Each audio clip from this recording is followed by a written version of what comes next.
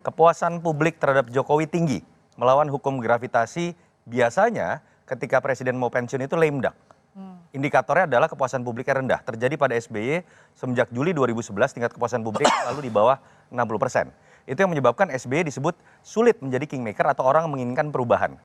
Perdebatan ini menurut saya mohon maaf agak memalukan ya. Kenapa? Semua relawan ini menerka-menerka, saling klaim ingin membaca isi hati Jokowi bahwa jagoannya lebih pantas melanjutkan apa yang sudah dibangun oleh Jokowi. Mereka berdebat mengenai Ganjar dan Prabowo, apa program visi misinya. Bukan kemudian berdebat yang lebih cocok berani itu adalah Ganjar atau Prabowo. Yang lebih cocok dengan kalimat merawat demokrasi adalah Ganjar atau Prabowo. Kita bukan sedang mencari sekedar follower Jokowi, tapi seorang leader. Oke. Sungguh istimewa, sungguh luar biasa. Hasil survei kepuasan rakyat untuk Presiden Jokowi di atas 80%. Ini sangat berbeda dengan masa Presiden SBY. Di periode terakhir SBY, partai-partai politik itu tidak ada yang merapat.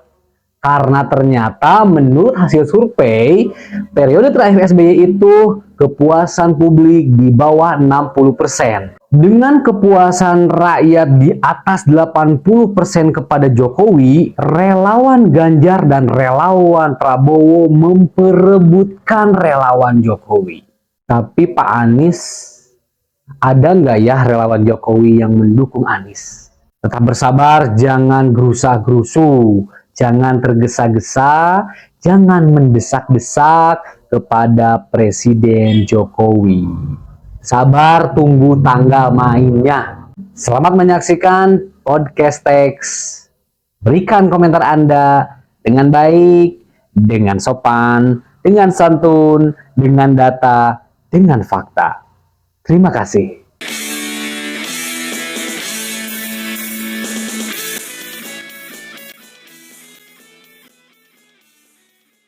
Ada sekitar 300 yang terdaftar, 200 sekian yang masuk. Tapi kan ada ribuan.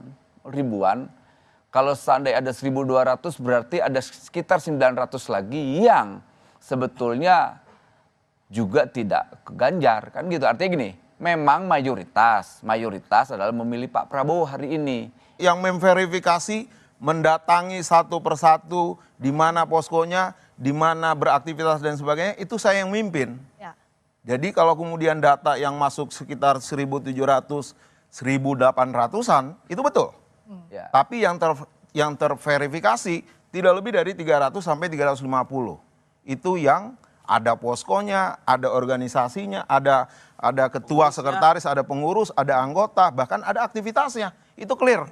Oke. Yang mendukung saat itu Jokowi. 90% saya pastikan bahwa semua yang saat mendukung Jokowi itu pasti ingin memenangkan dan bersama Ganjar Pranowo. Begini, kita kan memulai perdebatan ini dari sebuah fakta yang menurut saya nggak bisa dibantah ya. Kepuasan publik terhadap Jokowi tinggi, melawan hukum gravitasi biasanya ketika presiden mau pensiun itu lame duck. Indikatornya adalah kepuasan publiknya rendah. Terjadi pada SBY semenjak Juli 2011 tingkat kepuasan publik lalu di bawah 60%. Itu yang menyebabkan SBY disebut sulit menjadi kingmaker atau orang menginginkan perubahan. Sekarang terjadi sebaliknya, tinggal sisa tidak nyampe setahun menjelang pemilu, kepuasan publik 80% rata-rata misalnya. Di saya 79%, artinya orang kemudian menerka, ini sepertinya publik menginginkan keberlanjutan. Seharusnya berhenti sampai titik itu. Tapi Ketika publik ingin bicara keberlanjutan, ya sudah tafsirkan sendiri dengan rasionalitas masing-masing. Cari orang yang paling Anda anggap mirip karakter kepemimpinannya dengan Jokowi. Atau bisa membawa atau punya kemampuan untuk membawa keberlanjutan. Jangan kemudian mengecilkan itu untuk kemudian mencari tahu Pak Jokowi isi hatinya apa. Nah, tapi kan sebagai orang yang dekat juga sama Pak Jokowi nih, Mas Toto, bisa kelihatan itu nggak sekarang arahnya? Catatan kritis saya adalah sebenarnya kepada teman-teman relawan gitu ya. Anda itu muncul sebagai relawan, fenomena relawan itu muncul adalah untuk menangkap keinginan publik yang seringkali berbeda ketika diputuskan oleh elit. Itu bahasa Pak Jokowi juga dalam musrah. Mendengar akar rumput, bukan elit. Jadi mereka harusnya mendefinisikan dirinya menjadi relawan rakyat untuk Jokowi. Bukan relawan Jokowi yang mengatasnamakan rakyat.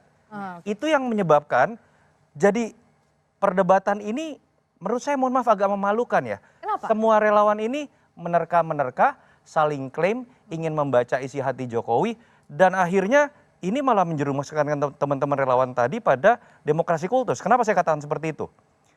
Ada spanduk di Musrah, merah kata Jokowi, merah kata relawan. Yang menakutkan kalimat di bawahnya, merah kata Gibran, merah kata relawan. Artinya kan relawan ini sudah berubah. Oke. Dari relawan rakyat untuk menjaga Jokowi menjadi relawan Jokowi yang mengatasnamakan rakyat. Oke. Itu demokrasi kultus. Itu catatan kritis. Itu orde baru. Oke. Nah, Ganjar itu baru 1 bulan dicapreskan, iya secara definitif oleh partainya. Tapi Ganjar sudah dicalonkan oleh saya dan kelompok lembaga survei itu dari 2021. Nah, salah satu yang mendukung Ganjar pertama jadi presiden itu saya. Nah, itu fakta. Papa tahu akhirnya itu. berputar haluan. Nah, artinya, kalau mau tanya lebih dulu, ya lebih dulu Ganjar lah dibanding Pak Prabowo. Oke. Gitu. Menurut saya yakin Jokowi tidak akan mungkin menyampaikan secara terbuka bahwa Oke. dia akan mendukung siapapun.